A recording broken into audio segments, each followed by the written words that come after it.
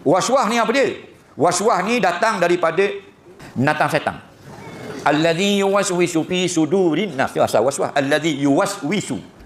Syaitan yang yuwaswis, yang menghuru-harakan, yang mentaradukkan, yang menyebabkan kita rasa ragu dalam hati manusia. Faham?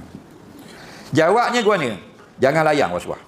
Orang yang takbir Allahu Akbar tak jadi, Allahu Akbar tak jadi, Allahu Akbar, dia ni member syaitan. Mu kena berhenti perangai bodoh lagu tu. Buat lagu mana? Kata kuat, usalli, sahaja aku semayang pada maghrib. Kata Dr. Wahbah Zuhaili, sunat kata kuat begitu, li'inal lisan al-qalba, supaya apa yang kamu lapar ini membantu hatimu mudah berniat. Dr. Wahbah Zuhaili ini ulama Syria. Okey, dalam fatwa dia. Nah, jadi kalau orang waswah, termasuk mazhab Malik, mazhab Hanafi, berdiri tu kata dulu, aku semayang fardu maghrib makmum. Allahu Akbar. Derah dia masuk, aku semayang fardu maghrib. Kita yang tidak waswah ni tak apa, tak nak usolli pun tak apa, nak usolli pun boleh. Itu khilaf ulama. Okey? Dan jangan niat banyak. Ulama buat contoh je panjang.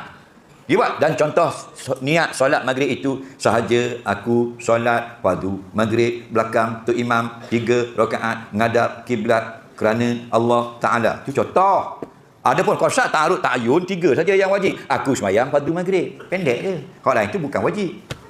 Kalau boleh niat semua tak apa. Allah, aku sembahyang fardu maghrib belakang tu imam menghadap kiblat 3 rakaat kerana Allah Taala. Akbar. Tak